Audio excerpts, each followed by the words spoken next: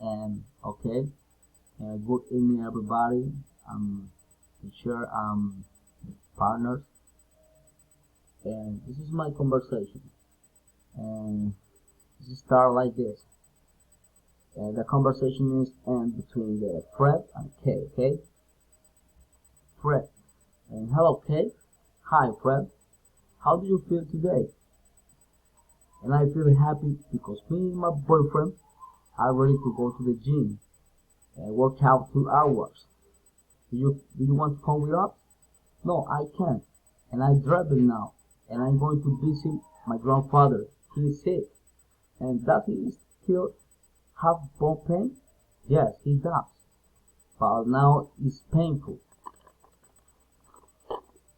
Tell him take care. And I will call you back. See you soon.